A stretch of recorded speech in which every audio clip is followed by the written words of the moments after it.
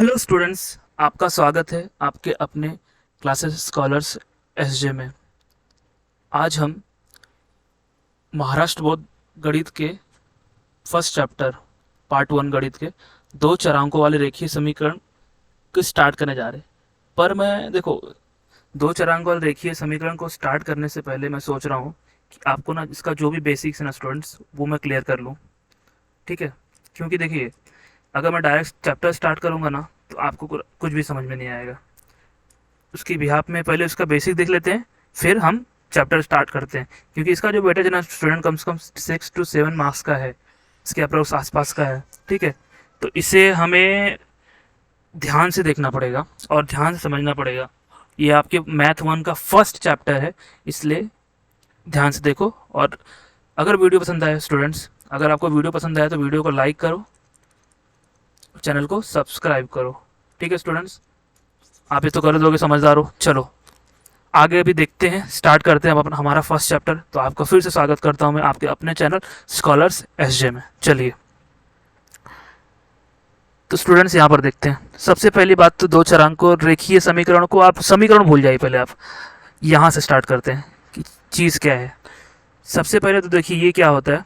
अगर समान चिन्ह हो, अगर समान चिन्ह हो, प्लस है और प्लस है, उसका आप गुणा करोगे आप, मतलब यार प्लस, अगर प्लस का प्लस करोगे ना तो क्या होगा, ये आएगा इसका प्लस। ठीक है, अगर समान चिन्ह हो, अगर प्लस प्लस हो तो प्लस होता है। और अगर माइनस हो, अगर ये भी माइनस हो, माइनस माइनस क्या होता है, प्लस होता है। ठीक है, चलो ये समझ में आया, इतनी बात समझ में आई स्टूडेंट्स। देखिए, इसके लिए हम उदाहरण में देखेंगे, पहले इसको समझ लेते हैं। देखो, असमान चिन्ह, अगर प्लस हो और माइनस हो तो उसका जो इक्वलाइजेशन होता है ना, वो होता है माइनस। अगर माइनस है फिर प्लस है, और तो उसका क्या होता है, माइनस। देखो यहाँ पर समान समान चिन्ह थे तो प्लस प्लस आ रहा था, और असमान असमान समान चिन्ह है तो स्टूडेंट देखो यहाँ पर भी माइनस आ रहा है, यहाँ पर भी माइनस आ रहा है। और देखो एक मिनट, देखो यहाँ पर क्या आ रहा है, प्लस आ रहा है क्योंकि समान चिन्ह है, और यहाँ पर भी प्लस आ रहा है क्योंकि समान चिन्ह है। ठीक है, ये बात समझ में आ रही है आपको। आप इसको नोट कर लो अच्छे से।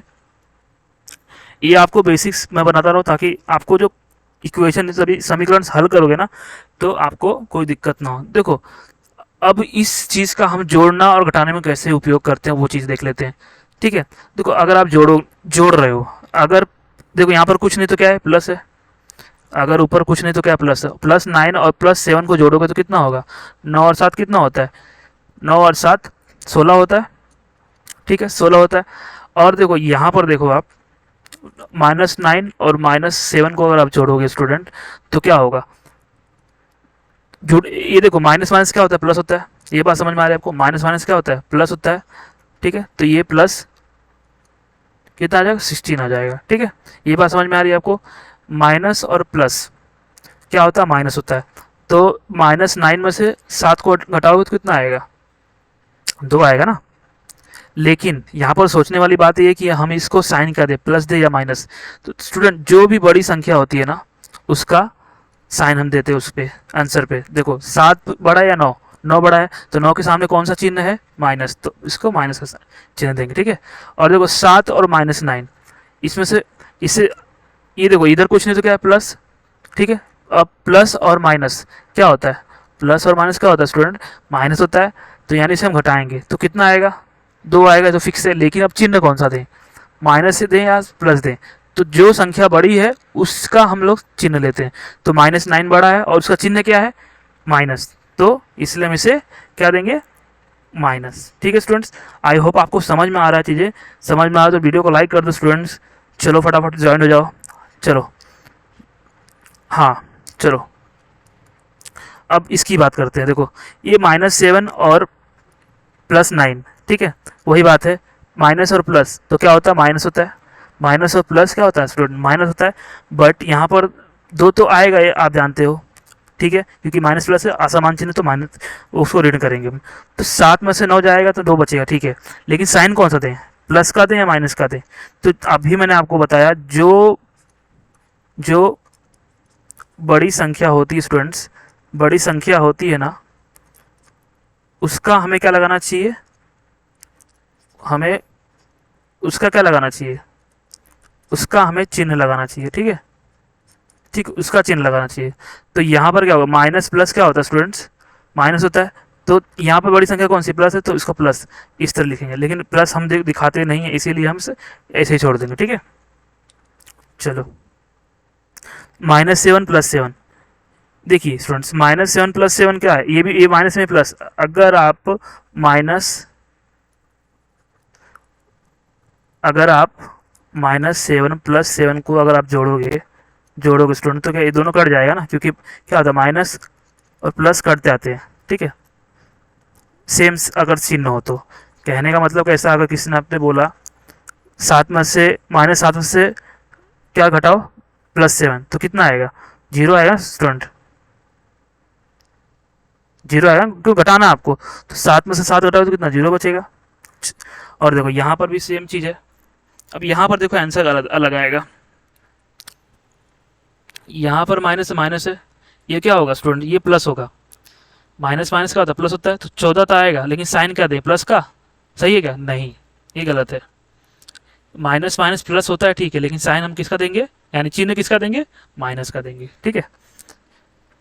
अगर इसमें से कोई बड़ा छोटा होता तो उससे डिसाइड करते, लेकिन यहाँ पर सेम चीज़ें है, लेकिन क्या है, चिन्ह चिन्ह सेम है, इसके लिए हम ऐसा कर रहे हैं।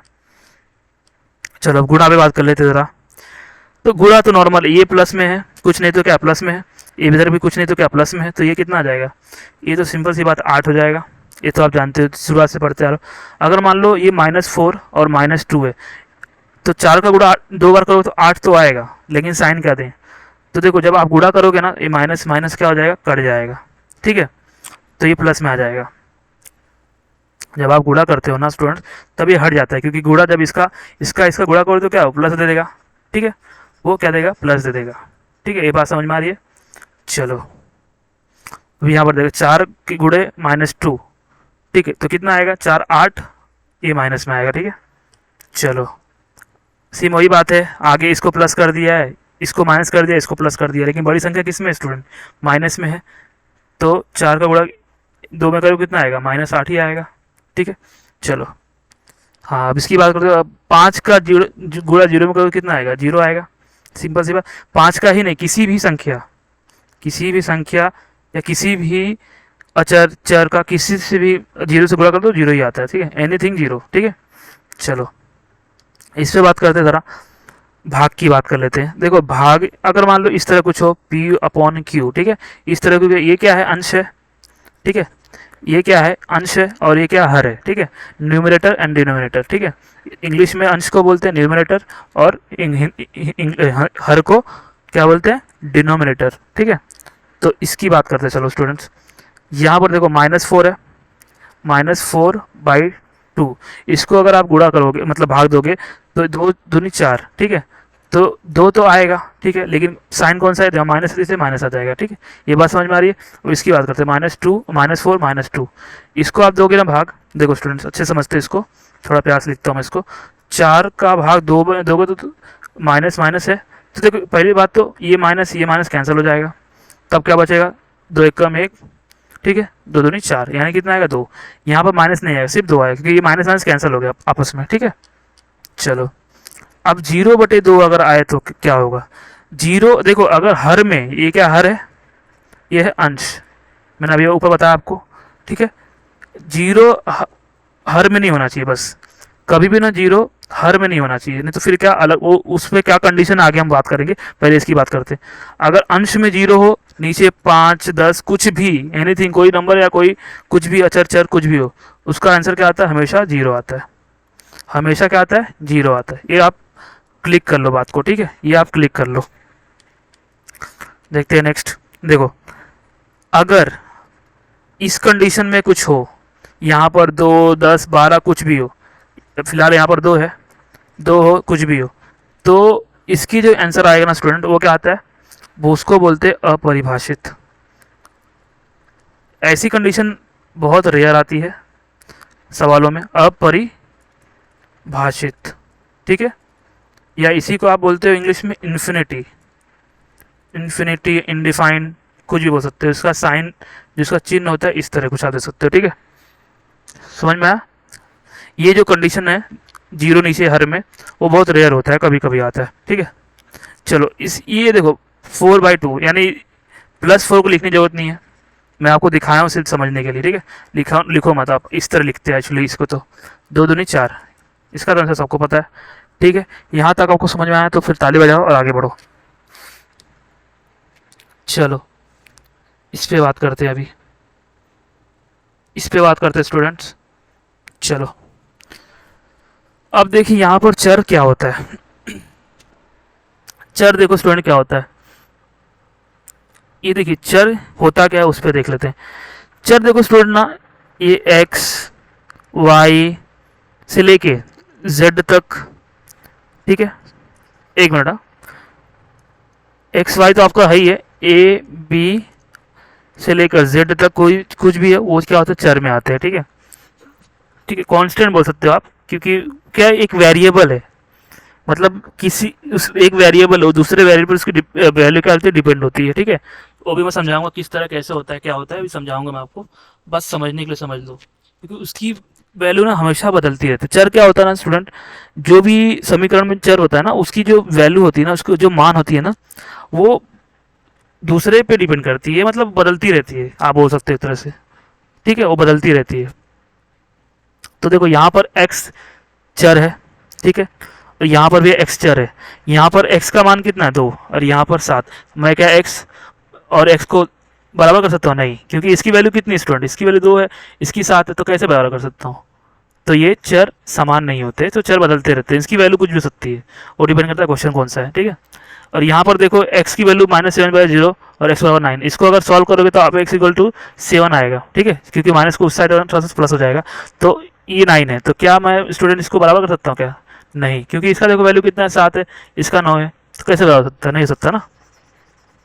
तो इसकी वैल्यू क्या बदलती है एक तरह से। अब यहाँ पर देखो y भी सेम है, y इधर भी सेम है, y इधर भी सेम है, लेकिन इसकी वैल्यू देखो किधर है, इसकी वैल्यू इसमें कंडीशन में 0 है, इसमें 2 है, इसमें 3 है, अलग अलग वैल्यू। और देखो यहाँ पर y 4 है, ठीक है, तो वाइज तो सेम है सब में, देखो इसमें भी सेम है, इसमें भी सेम है, इसमें भी सेम है, लेकिन वैल्यू क्या है, अलग अलग है।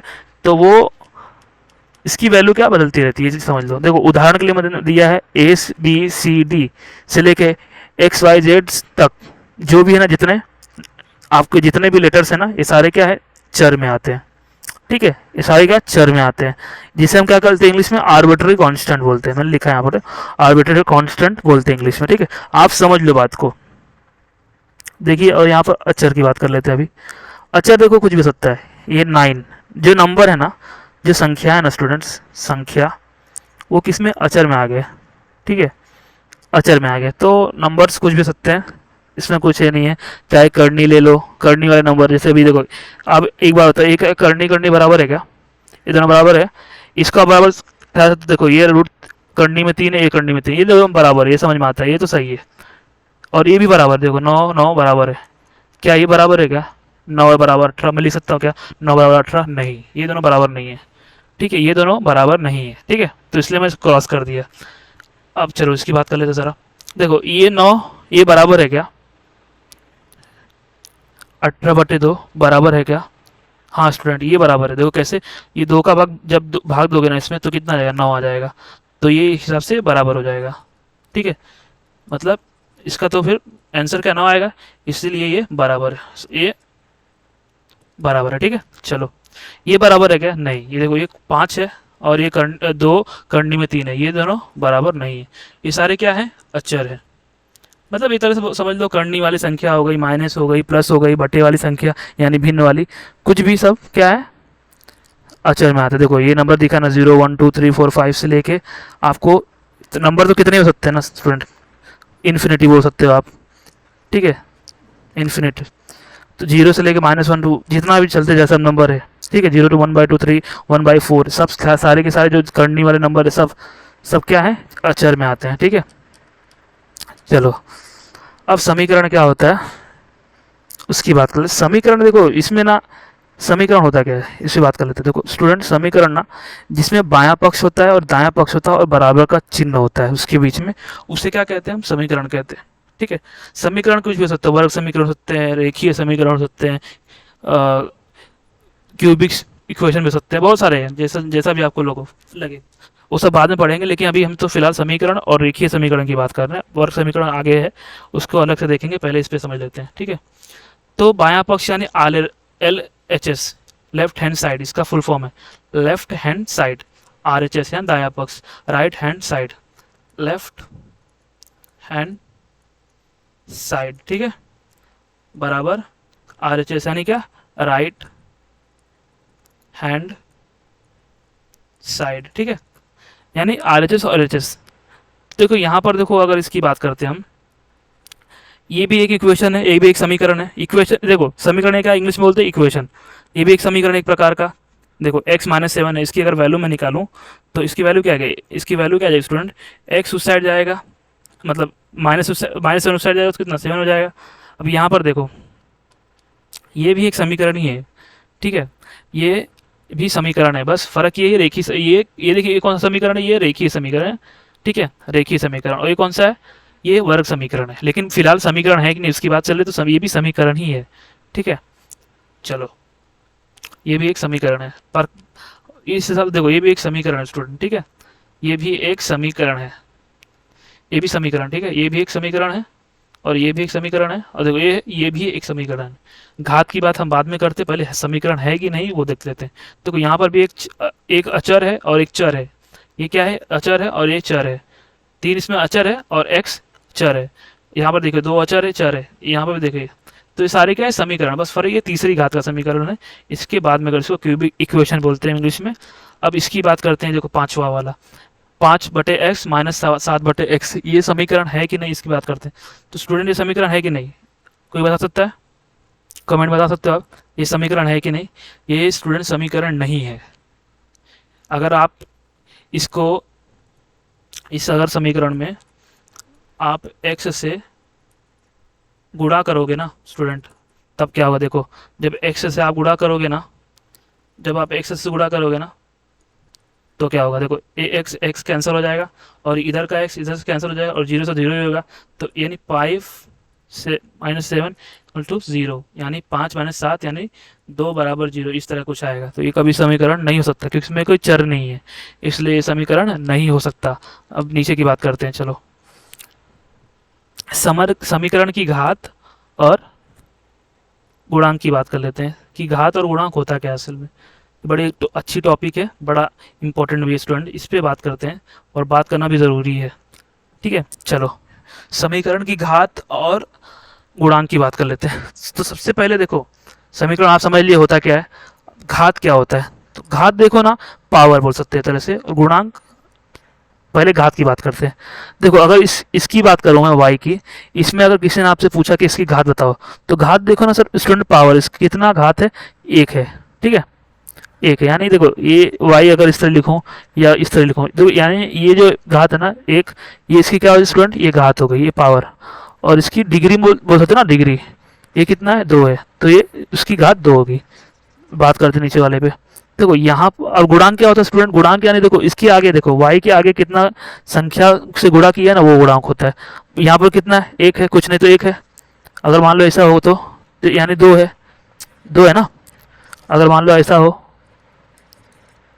5y, तो इसका मतलब ये जो संख्या है ना स्टूडेंट, ये संख्या 5, ये क्या गुणांक कहलाएगी। यानी आगे जो संख्या रहती है ना चर के, देखो y के आगे चर है, उसके आगे जो संख्या रहेगी वो गुणांक, यहाँ पर कुछ नहीं तो यानी 1 है, तो इसका कितना हुआ, 1, ठीक है। इसकी बात करते हैं, इसकी घात कितनी है, इसकी घात 2 है। कैसे, देखो यहाँ पर उसकी पावर कितनी है, डिग्री कितनी है, 2 है, इसलिए 2, ठीक है। उसका गुणांक कितना है, गुणांक 2 है स्टूडेंट। कैसे पता, देखो यहाँ पर मल्टीप्लाई किससे, यानी गुणा किससे किया, 2 से, तो इसका गुणांक आ गया, ठीक है। ये आपको पता होना चाहिए स्टूडेंट। चलो आगे देखते हैं। अब इसकी तो कोई बता सकता है क्या, इसको बताने के लिए आपको इसको हल करना पड़ेगा। देखो ये गुणा है, ये ब्रैकेट यानी गुणा है, तो 2y² + 2, ठीक है, इस तरह का कुछ होगा। तो इसमें आप बता सकते हो इसकी घात कितनी है स्टूडेंट। देखो यहाँ पर, देखो यहाँ पर ये क्या है, इसकी घात है, पावर एंड डिग्री घात हो गई। और इसका गुणांक कितना, ये है क्या, नहीं, ये नहीं है। इसमें गुणांक अचर कितना, 1 है। इसकी बात करते हैं, ये देखो इसका गुणांक है, y का गुणांक बोल सकते हो आप, ठीक है। चलो आगे आप देखते हैं। अब देखो यहाँ पर फर्क है दो चरांकों वाले समीकरण की घात तथा गुणांक। अब तक जितना भी बात कर रहे थे ना स्टूडेंट, यहाँ पर देखो एक ही चरांक था, चरांक इतना था, देखो एक में इसमें भी वाई था, इसमें भी वाई था और इसमें भी वाई, एक ही चरांक था, इसमें एक ही चरांक था, लेकिन इसमें अभी दो चरांक है, देखो एक्स भी है वाई भी है। अब इसमें क्या होगा उसकी बात करते हैं, इसमें किस तरह घात देखेंगे और गुणांक देखेंगे उसकी हम बात करते हैं। तो देखो एक्स की घात कितना है, एक है, वाई की घात कितनी है, दो।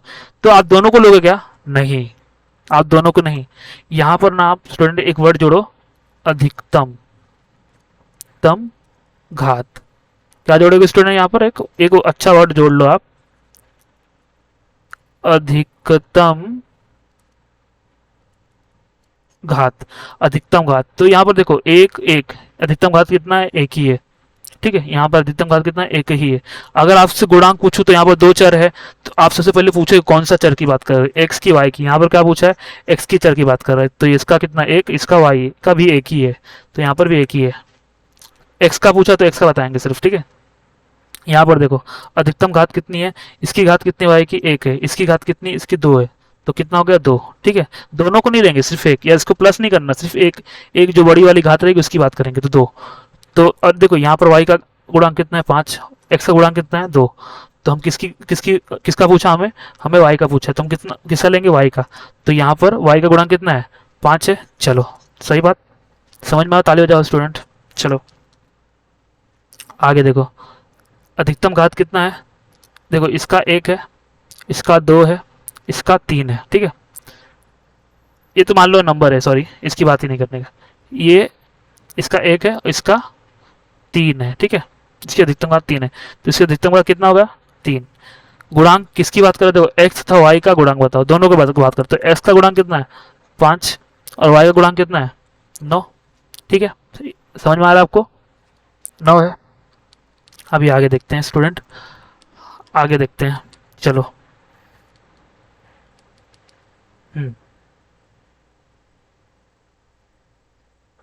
चलिए आगे देख लेते हैं जरा, इसकी भी बात कर लेते हैं हम।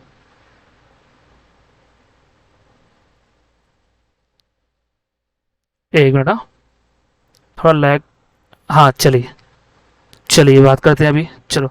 तो देखिए रेखीय समीकरण क्या होते हैं, तो रेखीय समीकरण क्या होता है स्टूडेंट, जिस समीकरण की घात, अधिकतम घात एक हो उसे रेखीय समीकरण। अब देखो जितना भी आप देखोगे ना, सब अधिकतम घात उसके एक ही होंगे, उसे रेखीय समीकरण कहते हैं, ठीक है। चलो बात कर लेते हैं, देखो इसकी घात कितनी है, एक, इसकी घात कितनी है, एक, तो इसकी अधिकतम घात कितनी है, एक होगी, तो ये क्या रेखीय समीकरण होगा, ये भी रेखीय समीकरण होगा, ठीक है। मैं शॉर्ट में लिखता हूँ, चलो। इसकी अधिकतम घात कितनी है, एक, इसकी अधिकतम घात कितनी है, एक, ठीक है, ये क्या है, ये भी क्या होगा, रेखीय समीकरण होगा, रेखीय समीकरण होगा, ठीक है।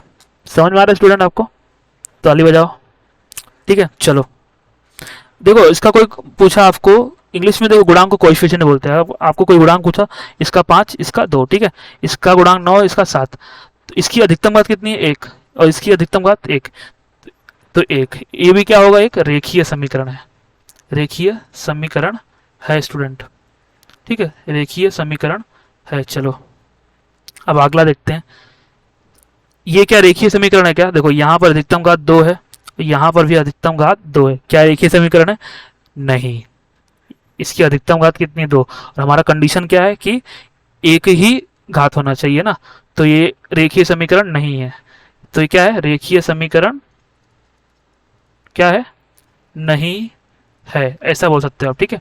चलो अच्छे से बेसिक करेंगे, ये देखो इसका देखो गुणांक सात, छः और नौ है, ये सिंपल सी बात है, इसको तो बात ही नहीं करने का है।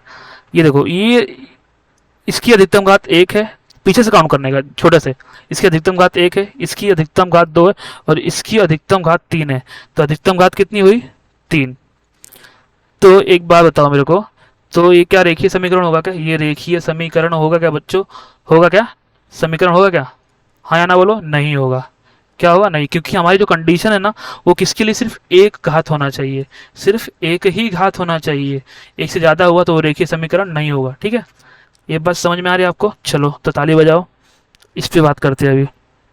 ये आपकी कृति दी है, उससे हम हल कर लेते हैं साइड बाय साइड, देखो चलो एक कृति दी आपकी, एक आपके टेक्स्ट बुक में, तो मैं उसे थोड़ा सा हल कर लेता हूँ। ठीक है, चलो, मज़ा आता है ना कृति करने में। चलो थोड़ा सा ना हम इसको देख लेते हैं। तो देखो सबसे पहले 4m प्लस 3n, इसमें देखो ये जो है ना, ये 4 है ना, ये गुणांक है। ठीक है, 3 और m का गुणांक 4 है, 3 का n का 3 है। इसकी अधिकतम घात कितनी, देखो इसकी m की अधिकतम घात कितनी है, 1, n की 1, तो ये क्या है, इसकी अधिकतम घात बोलोगे ना, तो इसकी अधिकतम घात 1 है, तो ये क्या समीकरण है, ये है क्या, देखो इसकी y की घात कितनी है, 1 है, और इसकी घात कितनी है, 2 है, तो इसकी घात कितनी हुई, 2 है, तो ये क्या है, क्या नहीं, ये नहीं में आएगा। ठीक है, चलो ये देखो इसकी जो है ना, इस गुणांक वो 2 है, इसका गुणांक y का गुणांक करनी में 5 है, तो इसकी अधिकतम घात कितनी है, देखो y की 1, इसकी अधिकतम घात कितनी है, 1, दोनों की अधिकतम घात एक ही 1 है, यानी इसकी अधिकतम घात 1 हुई, तो एक बात तो है कि नहीं, ये है। ठीक है, ये है।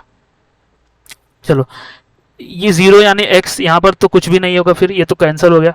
अरे भाई मेरे एक बात बताओ, ये देखो ये 0 x है, तो ये तो कुछ भी नहीं है ना, ये कैंसिल है, हट जाओ, ये खाली अपने को बेवकूफ़ बनाने के लिए दिया है। इसकी बात करते हैं, ये 6y की अधिकतम घात कितनी है, 1 है, और 3, तो इसका मतलब अधिकतम घात कितना, 1 हुआ, तो ये क्या है। ठीक है, चलो भाई चलो सही है।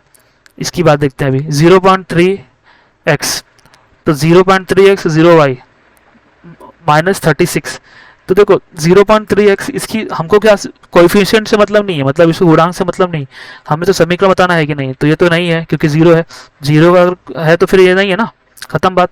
तो ये इसकी बात है, लेकिन इसकी अधिकतम घात कितनी है, 1 है, इसकी अधिकतम घात 1 है, तो ये भी है। ठीक है, चलो इसकी बात करते हैं, 4/x 5y, इसकी बात करते, देखो ये है कि नहीं, ये बताओ, ये बड़ा अच्छा क्वेश्चन है, इस पर बात करते हैं, ये है कि नहीं, तो इसको है कि नहीं इसको समझना पड़ेगा, तो इसको हल करते हैं। सबसे पहले हल कैसे करेंगे, देखो इसको ना पहले हल करते हैं हम, हल कैसे करेंगे वो देखो। तो हल करने के लिए ना मैं क्या करता हूँ, इसमें ना 4/x है प्लस 5/y है ना स्टूडेंट, बराबर 4, इसे ना x इंटू मतलब x गुणे y से क्या करता हूँ, मैं गुणा कर देता हूँ। ठीक है, मैं गुणा कर देता हूँ, तब क्या होगा देखो, अगर मैं इससे गुणा कर दूंगा, यानी 4, यानी x और y गुणे 4/x प्लस एक्स वाई गुणे 5/y बराबर x गुणे y 4। ठीक है, तो देखो यहाँ से x कैंसिल हो गया। ठीक है, यहाँ से एक y कैंसिल हो गया, तो क्या बचेगा, फाइनली हमारा जो इक्वेशन बचेगा स्टूडेंट, क्या बचेगा देखो, वो क्या बचेगा, x, ठीक है, नहीं y, ठीक है, 4y बचेगा ना, 4y प्लस 5x बराबर 4xy, तो ये हमारा रेखीय समीकरण है क्या, देखो इसकी अधिकतम घात 1 है, इसकी भी 1 है, तो ये क्या है, रेखीय समीकरण है। ठीक है, रेखीय समीकरण है। चलो सही बात समझ में आई, आगे देख लेते हैं अभी, आगे देख लेते हैं अभी, ये है क्या नहीं, ये है क्या नहीं, देखो इसकी अधिकतम घात कितनी है, x, एक मिनट, हाँ सही सही, इसकी अधिकतम घात 1 है, इसकी अधिकतम घात 1 है, और इसकी तो 1 होगी, इसकी भी 1 होगी, क्या ये दोनों सेम है क्या, नहीं, तो इसको हम मल्टीप्लाई भी नहीं कर सकते ना, तो इसकी अधिकतम घात है, तो फिर क्या होता है, ये 1 है, इसकी अधिकतम घात 1 है, तो ये क्या भी है। ठीक है स्टूडेंट्स, चलो बात समझ में आ रही है आपको, तो ताली बजाओ, आगे देखते हैं अभी,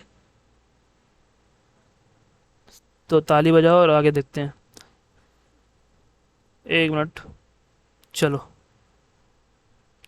समीकरण हल करना। अभी देखो समीकरण हल करना मतलब क्या, समीकरण हल करना मतलब समीकरण में जो भी चरांक है ना उसका मान निकालना।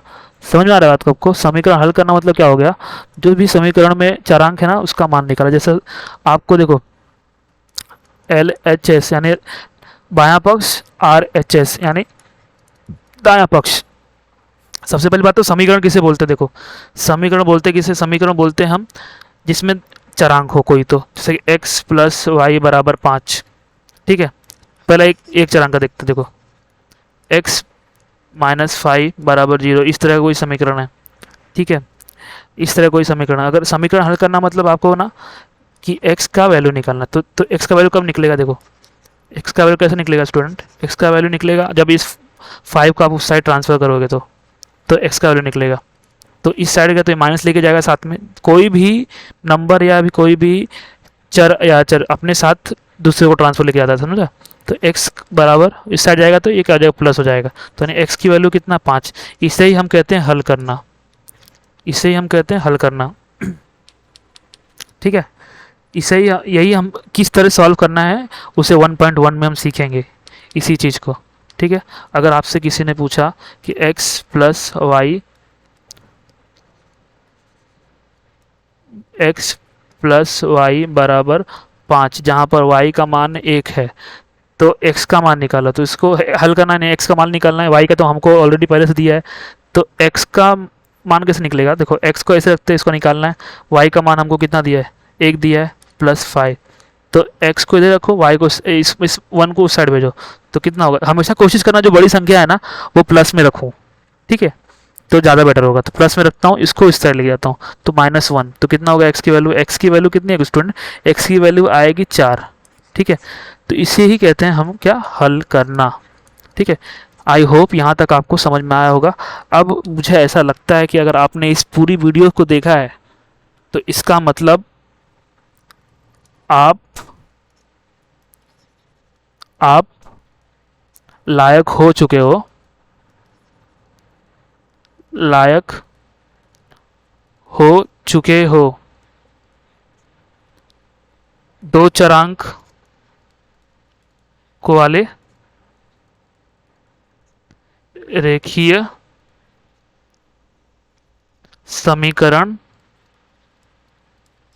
हल करने के लिए। ठीक है, तो हम अब नेक्स्ट वीडियो में एक्सरसाइज स्टार्ट करेंगे, लेकिन मैं जो भी चीज़ें बताएं उसे आप एक बार नोट कर लो, इसका स्क्रीनशॉट ले लो या फिर अच्छे से 1-2 बार वीडियो देख लो ताकि आपको क्लिक हो जाए, क्योंकि सारे जितने भी बेसिक है ना, आप इसको एक वीडियो देख लो स्टूडेंट, एक वीडियो देख लो कम्प्लीटली पूरी, ये कम्प्लीटली वीडियो देख लो आप, कोई वीडियो की ज़रूरत ही नहीं पड़ेगी। ठीक है, ये कम्प्लीट एक वीडियो देख लो, ठीक है, तो कोई वीडियो की ज़रूरत नहीं पड़ेगी। और मिलते हैं अभी नेक्स्ट वीडियो में हम एक्सरसाइज के साथ 1.1, आपकी एक्सरसाइज 1.1 के साथ मिलेंगे।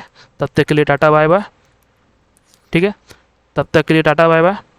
और वीडियो को पसंद आया तो वीडियो को लाइक करो, ठीक है, और चैनल को सब्सक्राइब करो। देखो जो लाल वाला बटन है ना सब्सक्राइब का, उसको दबा के जाओ, भूलना मत, फ्री है। चलो ठीक है, टेक केयर, बाय।